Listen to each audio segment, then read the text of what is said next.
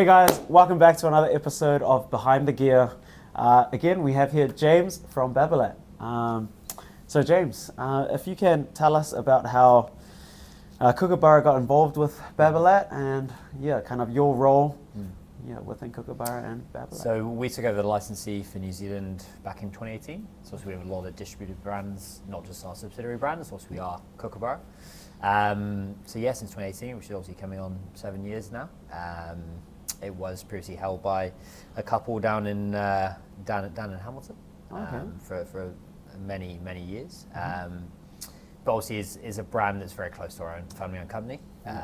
So Eric Babolat, who is currently the global CEO, GM, is fifth generation Babolat to run the company. So he took over when he was very young. He took over when he was 27, due to his father passing. So it is still very much a family-owned company to this day. And very similar story to our own as well, obviously being a string manufacturer, inventing the natural gut tennis string. And then he kind of took the company forward into producing, rackets and shoes and balls, and obviously then into other sports like pickleball and padel. So he really took the company from a string manufacturer to a leading racket brand. Yeah, awesome. So strings, we have a lot of customers coming in asking about strings. Obviously Babolat is kind of one of your leaders with the strings, and can you just touch kind of what Babolat produce in strings, what type of strings they have, and the difference it makes when you're playing tennis? I mean, obviously Babolat as a brand still in the same manufacturing in Lyon in France as they were originally.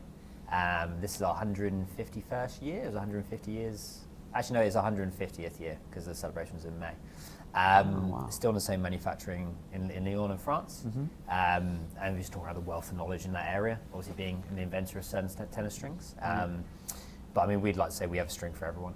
And I think it's very important how the string is chosen, but it's also who is stringing the string. You can buy a top-end racket, but if it's poorly strung by a non-specialist, it won't perform as well. So coming to a place like this with a specialist knowledge and getting the right string for your racket, Babolat used the term engine, because the racket is the engine of your racket. The string is the engine of your racket. It's hugely important. So if you had a player that came in, he says he likes to play with topspin and control, which kind of string would you recommend him from the Babolat section? Let's flip the question. What would you recommend, Ty? As you're the person who's getting this question day in, day out in the specialist sports, what would you recommend? I would say that's a good question. Yeah, it is a great question. First and foremost, I would definitely recommend the RPM Blast.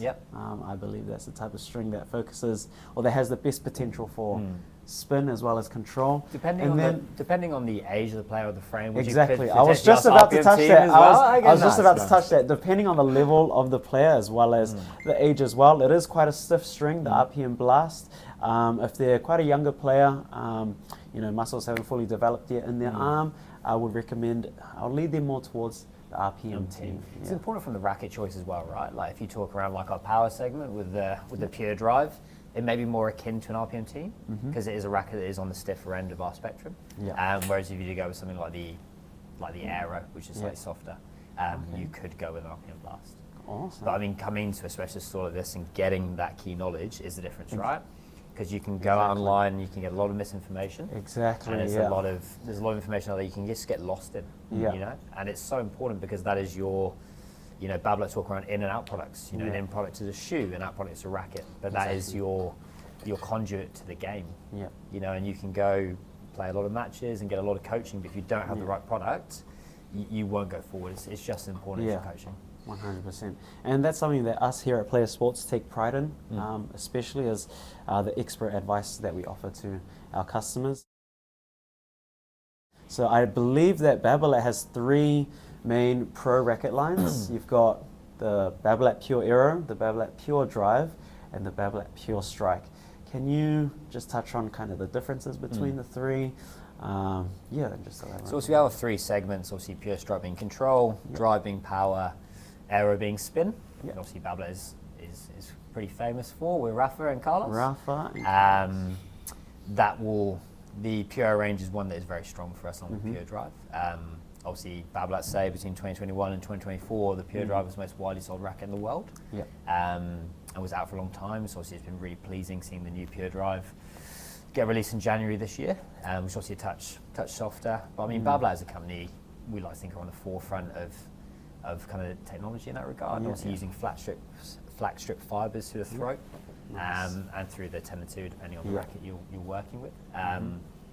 It's definitely listening to feedback, right? In the sense of making the racket softer, but still giving it that stability that it plays like a Pure drive. You know, and anyone can use it. The Pure, obviously on the back of Carlos, and obviously using RPM team string as well. Obviously a lot of athletes do endorse RPM Blast, but Carlos uses RPM team.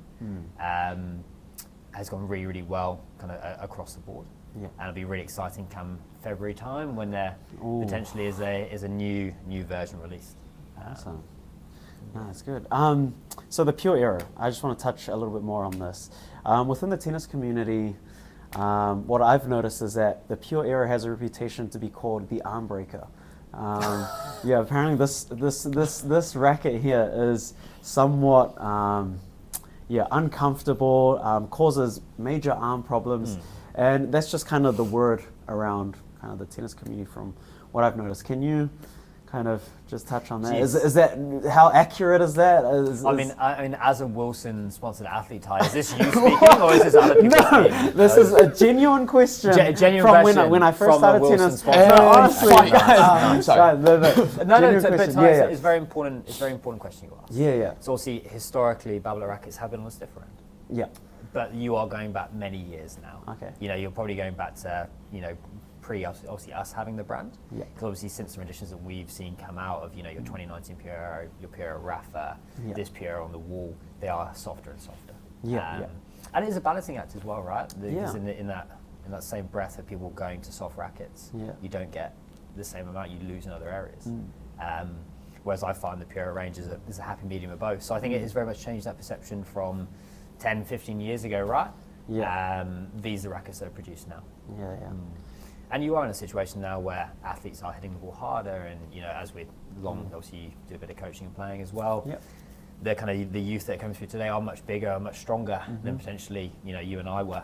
Definitely bigger, but they're hitting the ball differently. No, I mean, So that just wanted to know that because I wanted to clear up some things, especially for the customers, because that was one of their most. It's important not having that unbiased opinion. No, 100%. Like athlete. No, from an unbiased kind of, like from where I'm coming from, I was like, when I first started off in tennis, there was that whole perception there. And then I just wanted to clear things up. And like you said, like you listened to the people, the feedback that came through, you guys softened up your frame, did whatever you needed to do to adjust it. And now, like heaps of customers coming through and they're getting the Pure era. And I think it's important as a brand to work on that evolution as well, right? Like if you're standing still, you can have a really good product, but if you're standing still, the market will pass you. And I think as a brand, Babolat don't stand still, and are always looking for ways they can make their product better for the end user. Cool. If you had, again, another question about a customer coming through, and if they were looking for a racket, they're just starting out, and they were wanting something that wasn't too expensive, like not in your pro range, but something that's a little more affordable, lighter weight. What type of racket would you? So that would be our Boost range. So we run four or five models depending on store, and you have weight ranges from 260 to 280. Full graphite frame, obviously colorways that align with our top end rackets as well. Slightly bigger head, 102. In general, one of them is 104. But very friendly to hit, still full graphite racket, still getting that power, and retails for $220 to $230. Big difference. So a question for you as well, Ty. So when people come in here and they're wanting that, for instance, like a Pure Drive 110 or an Evo Drive 115, how do you switch them every single time to a Wilson Triad? Because I've been in store and I've seen it, they've come in and they've said, I really want that Pure Drive, I really want that, whatever it may be. And then immediately he's going, have you tried the Wilson product? I mean, like you know me, James. I used to work. I did previously. I worked at the Merton Road Tennis Centre, and we offered something, the demo service, right? Yeah. Basically, what that means is the customer can come in, they can try out a racket on the wall, hit it on the court, and then according to them, how they like it, how they feel, then that's kind of the racket for them, and that's kind of. So I mean, if they feel better with the triad, then we kind of just go with the triad. Oh, see, I asked that question in jest, but I mean, as a service offering, that's not widely done. And it's something you can do in tennis and run a demo service, because obviously it's a man-made product and there is consistency through it. To get a kind of specialised service from someone like yourself, or many other people that work here, to get the right racket first time is so important, because again, a lot of people put a lot of money into rackets and get the wrong racket. Yeah. So no, I think it is it's an incredibly important service, and it is a way for obviously you to push your Wilson products away from Babolat. I understand that. I mean, I did once describe you as Wilson's second best-selling athlete. Actually, I've just exactly. So grip sizes. Yep. So tennis rackets, they come in different grip sizes. Can you explain kind of the differences between the grip size, and if it helps a player perform better? If there's, I mean, a lot of it's down to hand size, right? And you don't want a racket. You don't want to grip in your racket that is too big or too small, because it can cause elbow issues or forearm issues, especially with a younger player. Yeah. So it is very important. Obviously, the difference between the grip sizes is the size of it. I don't know if that was the question you were asking there or not, Ty. But I'd be interested to see if we could do maybe a little bit of role play between you two. So Tony, if you're coming to the store, and Ty would size you up with a racket, potentially. So if you were going in here, how would you do it, Ty? Cool. Can you touch that, or are you going to burn the flames? Are you okay? Just checking. Okay, no, we'll be good. Okay, good. I'll just drop it on the floor. No cool. worries. Tony, let's see. So basically, the rule of thumb when you're looking for a grip size is you handle the racket like so. You grab the handle here, and then if you just hold the racket like this with your palm. If you can fit an index finger in there like so, comfortably fit one in there, and that's a good size for you. If you can fit two in there, 2 fingers, then it's too big. If you can't fit one, then it's too small, basically. That's how we find the right sizing. And how would you educate the customer, obviously, having an overgrip? Yeah. Because that is going to change the thickness of the grip as well. Yeah, it does change, and then honestly, it comes also down to player preference. If it feels comfortable for them, then go for it. Yeah, it comes down to feel preference. But the overarching thing is, right, you're getting the level of service from coming to a player's sports. And that's so important, because again, you don't want to cause any unnecessary issues, any wasted money coaching. So to get it right first time is the most important thing. From a brand perspective, Babolat have worked with their athletes from a really young age. Obviously, Rafa's been from a very young age, Carlos been from a very young age. I believe Carlos was actually part of the Babolat Cup, so that's something that Babolat run each year, run for at least over 10 years now. So players from all around the world are invited to play in the Babolat Cup.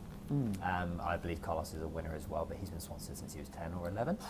I hope I'm getting that right. And again, it's important for a young athlete to, one, as we discussed with cricket, get the right product for them, and work with a brand that evolves with them and keeps providing the right product, which obviously Babolat has done. And it's incredibly important from when they are getting to that peak of their career, of their brand story.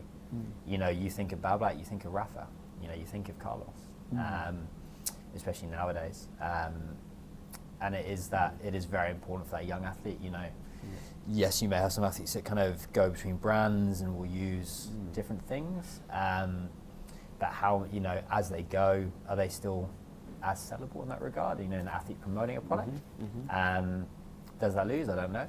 If we could actually measure that, it would be a pretty impressive thing to do. I don't think you can, but yeah, I think it is important from a brand partnership perspective, because it is a partnership with a player. But yeah, I mean, I think as a brand, Babolat have a racket for everyone, and I think that is the most important thing. Why they sell so well? Yeah, we like to think so. But it's not just. It's also on the brand to create the product that the end user wants, but it's on you guys and how you sell it, right? In a specialist store, offering specialist service that people can come in and they can get fitted for their strings. They can speak to Tyler, they can speak to Tony, speak to Akil. Let's not undersell that as well, because it's on the brand to create a product that's wanted, and then it's you guys offering that end user service. Nice. And is it true that you're holding like a open bar tab this Saturday as well? Yeah, we are for the lads. Yes. Say no more. So we ran a partnership with these guys to hopefully motivate them in store to sell a little bit more cricket and a little bit more tennis, and they nailed it. So great job, player sports. there is a bar tab in Ponsonby for Saturday night.